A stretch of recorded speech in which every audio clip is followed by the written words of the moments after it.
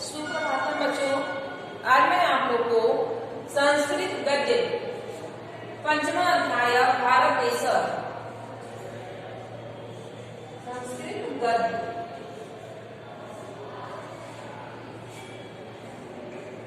भारत देश का भाग 2 पढ़ाऊंगी।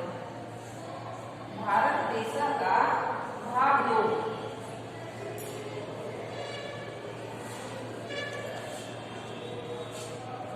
इसके पहले वीडियो में मैं आप लोग को 2 पैराग्राफ पढ़ाई थी भारत देश के बारे में। आज मैं तीसरा पैराग्राफ पढ़ाऊंगी।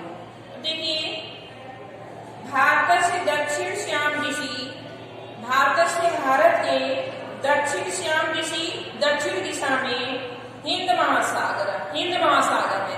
भारत के दक्षिण दिशा में हिंद महासागर है। प्राच्य बंग समुद्र और पूर्व में बंगाल की खाड़ी है। प्रतीच अरब सागर से वर्तते और प्रतीच पश्चिम में अरब सागर वर्तते है। फिर से देखिए, भारत से दक्षिण श्याम दिशी हिंद महासागर, भारत में दक्षिण दिशा में हिंद महासागर है। प्राच्य बंग समुद्र, पूर्व में बंगाल की खाड़ी है और प्रतीच अरब सागर वर्तते और पश्चिम में अरब सागर है। पश्चिम उत्तर भागे संप्रति पाकिस्तान, पश्चिम और उत्तरी भाग में पाकिस्तान है। पूर्वोत्तर अश्नश बांग्लादेश, पूर्व और उत्तर में बांग्लादेश की स्थित है। पूर्वम अवाप्य अस्माकं भारतस्य एव भागास्तान, पूर्व पहले यह हमारे भारत के ही ये सब भाग थे। कौन? पाकिस्तान और बांग्लादेश। पहले यह भारत के ही भाग थे। राजनीतिक कारण से और विदेशियानां षड्यंत्राणां अस्माकं एव एकस्य वर्गस्य कतिपय नेतॄणां हठधर्मितायाः कारणात् पार्थक्यं संजातम्। यह पाकिस्तान और बांग्लादेश पहले भारत के यह भाग थे, लेकिन राजनीतिक कारणों से और विदेशियों के षड्यंत्रों से अपने ही दल के एक वर्ग के कुछ नेताओं के हठधर्मिता के कारण, हठवादिता के कारण अलग हो गए। पार्थक्य में सलग संजाता हो गए, अलग हो गए। दक्षिण श्याम दिशी, दक्षिण दिशा में भारत से दूरतमो भूभाग, भारत का दूरवर्ती भाग कन्याकुमारी नामना प्रसिद्ध हो, कन्याकुमारी नाम से प्रसिद्ध है। यत्र जहाँ पर त्रयाणाम सागराणाम संगमो, जहाँ 3 सागरों का संगम है। कन्याकुमारी में 3 सागरों का संगम होता है, 3 सागर मिलते हैं। भारत से शरणम प्रक्षालनम, और वह भारत के पैरों को क्या करते हैं? धोते हैं। अर्थात कन्याकुमारी भारत के सबसे निचले हिस्से में है और हिमालय पर्वत क्या है? भारत के सबसे ऊपरी हिस्से में है। जो हिमालय पर्वत को इसके पहले पैराग्राफ में आप लोग पढ़े थे ना कि हिमालय पर्वत क्या है? भारत के सिर पर मुकुट के समान, सफेद मुकुट के समान सुशोभित होता है। और कन्याकुमारी जो है भारत के सबसे निचले भाग में है, जो भारत के चरणों को क्या करती है? धोती। वहाँ 3 सागरों का संगम है, जो चरण प्रक्षालनम कुर्वन्ति, जो भारत के चरणों को धोता हुआ अतिशय पावनताम बसते, अपने आप को अत्यधिक पवित्र समझते। अब इसके बाद दूसरा पैराग्राफ देखिए, पारे सागरम चतुर योजन मात्र, सागर के पार 4 योजन मात्र पर क्या है? श्रीलंका नाम अस्माकं प्रतिवेशी देशों विद्यते। श्रीलंका नाम का अस्माकं इस हमारा प्रतिवेशी पड़ोसी देश विद्यते है। सागर के पार 4 योजन मात्र दूरी पर ही श्रीलंका नामक हमारा पड़ोसी देश है। एतद् अपि न जात विस्मरणीयम् यद हिंद महासागरो लक्षद्वीप नामा बंग समुद्रो अंडमान नामा द्वीप समूहस्य अपि अस्माकं भारतस्य अविच्छिन्नो प्रदेशो अस्ति। और हमें यह भी नहीं भुलाना चाहिए कि हिंद महासागर में लक्षद्वीप और बंगाल की खाड़ी में अंडमान नामक द्वीप समूह भी हमारे भारत के ही एक अभिन्न अंग है, जो भारत से अलग नहीं है, भारत के हिस्से। गुर्जर, गुजरात, महाराष्ट्र, कर्नाटक, केरल, तमिलनाडु आंध्र प्रदेश, उत्कल, बंग राज्य, भूमि सागर विस्तृति इत्यादि जो है भूमि सागरों को स्मृति छूती है।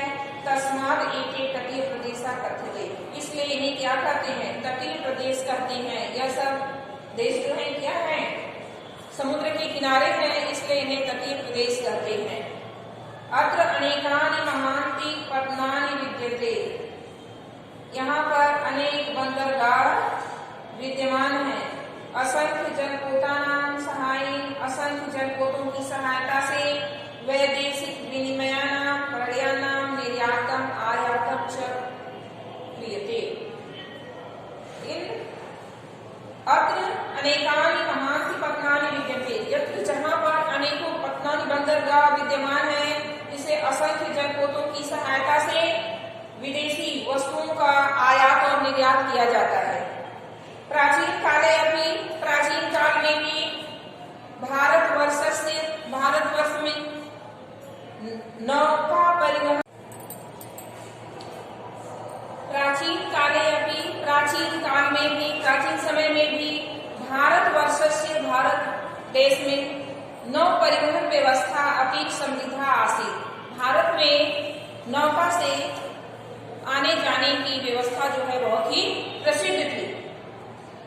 अनेक द्वीप देशांतरिक्ष साकम, अनेक द्वीपों और देशों के साथ सागर मार्ग के द्वारा ही वाणिज्यम प्रचलित यस्मिन्, व्यापार होता था। एवं सागर तटीय जलेषु, इस प्रकार सागर के तटीय जलों में मत्स्य ग्रहण व्यापारों, मछली पकड़ने का व्यापार आज बहुत बड़ा महान उद्योग बन चुका है। अब देखिए, अब चौथी पैराग्राफ में है कि प्राकृतिक सुंदरता भी भारत की बहुत अच्छी है।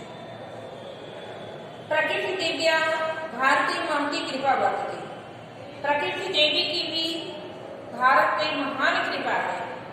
षड्भी ऋतुभि विराजमान ऋतु चक्रमेव परिवर्तते, षड्भी ऋतुभि विराजमान, यहाँ पे 6 ऋतुएं विराजमान होती हैं और 6 ऋतुओं का चक्र परिवर्तित होता रहता है।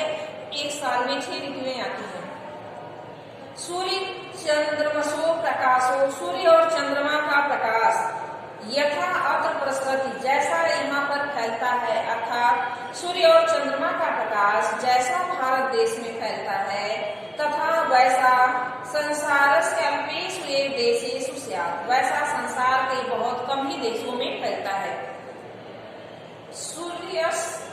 सूर्यास्तस्य चंद्रास्तस्य च, सूर्य चंद्रयोः अस्तगमन बेलायां, सूर्य और चंद्रमा के अस्त होने की बेला का सुंदर दृश्य यत्र भवन्ति, जैसा यहाँ पे होता है, यथा न अन्यत्र, वैसा अन्य किसी देश में नहीं होता है।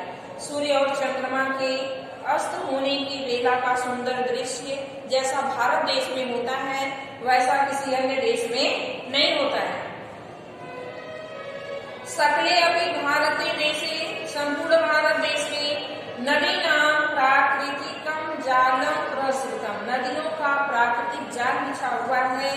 एन अत्र्या भूमि उर्वरा संजाता, एन जिससे अत्र्या यहाँ की भूमि मिट्टी उर्वरा उपजाऊ संजाता हो गई है। अत्यधिक नदियां होने के कारण यहाँ की भूमि उपजाऊ हो गई है। सिंधु वितस्तता शतद्रु सरस्वती गंगा यमुना ब्रह्मपुत्र आदि सरित उत्तर भागे, भारत के उत्तरी भाग में सिंधु वितस्तता सतलुज सरस्वती गंगा यमुना ब्रह्मपुत्र आदि नदियां क्या है? भारत के उत्तरी भाग में है। चरमोती चंबल नर्मदा आदि नदियां मध्य भाग में है। गोदावरी कावेरी कृष्णा पेरियार महानद्याश्च दक्षिण भागे प्रवहन्ति, गोदावरी कावेरी कृष्णा पेरियार महान नदियां यह भारत के दक्षिणी भाग में बहती हैं। एतासां तटेषु, इन तटों पर हरिद्वार प्रयाग काशी गया आदि बहूनि तीर्थ स्थान विद्यन्ते, गया आदि बहुत से तीर्थ स्थान विद्यमान है। यत्र जहाँ पर प्रतिदिन सहस्रो यात्रिणः स्नानं कृत्वा धर्मं चिन्वन्ति, जहाँ पे हजारों यात्री स्नान करके धर्म को प्राप्त करते हैं। विशेष अवसरों पर तू कुंभ सदृशान मेलकानि भवन्ति, कुंभ सदृश जैसे मेले लगते हैं विशेष अवसरों पर। यत्र देशस्य प्रतिकोणत, यत्र जहाँ पर देशस्य देश के प्रतिकोणत प्रत्येक कोने से सहस्रसो लक्षसो जना हजारों और लाखों लोग आकर के सम्मिलित होते हैं कुंभ के मेले में। देशस्य वास्तविकीम एकतां च वाचम विनयो, देश की वास्तविक एकता, देशस्य वास्तविकीम एकता च वाचम विनय, देश की वास्तविक एकता बिना बताए ही अपने आप ही स्पष्ट हो जाती है। भारत से बना नाम शोभाम अपनी परम हृदया, और भारत के वनों की सुंदरता भी बहुत अच्छी है, हृदय को भरने वाली है। हिमालय पर देवदार वृक्षाणाम उच्छ्रायो, हिमालय पर्वत पर देवदार वृक्षों की ऊंचाइयां गगनम चुंबती, आकाश को छूती हैं।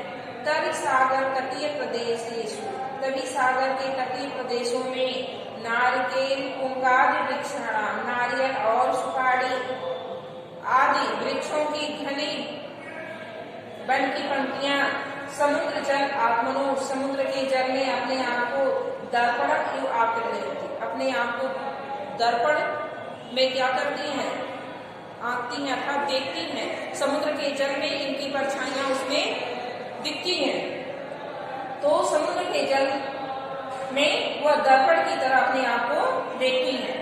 प्राकृतिक सुषमा कारादेव, प्राकृतिक सुषमा के कारण ही कश्मीर को तो पृथ्वी स्थ स्वर्ग मानते, पृथ्वी पर स्थित स्वर्ग माना जाता है। कश्मीर की प्राकृतिक सुंदरता इतनी अच्छी है कि कश्मीर को पृथ्वी का स्वर्ग माना गया है। अस्माकं राष्ट्रगीते, हमारे राष्ट्रगीत में भारत से प्रमुखानां प्रदेशानां पर्वतानां नदीनां च कीर्तनं वर्तते, भारत के प्रमुख प्रदेशों पर्वतों और नदियों का कीर्तन है। इसमें अस्माकं राष्ट्रगीत, हमारे राष्ट्रगीत में भारत के प्रमुख प्रदेशों पर्वतों और नदियों का वर्णन किया गया है। अपरस्मी च, और दूसरी तरफ वंदे मातरम इति आख्याये गीते, और दूसरी तरफ वंदे मातरम गीत में अस्याम भुव, इस भूमि की अर्थात भारत भूमि की सुजलता, सफलता और सस्य श्यामलता का वर्णन किया गया है। तो बच्चों, आज मैं जितना आप लोग को पढ़ाई हूँ उतने गद्यांश का आप लोग संदर्भ प्रसंग सहित हिंदी में एक बार अपनी कॉपी में लिख लेंगे, और अगला मैं आपको अगले वीडियो में पढ़ाऊंगी। बस आज का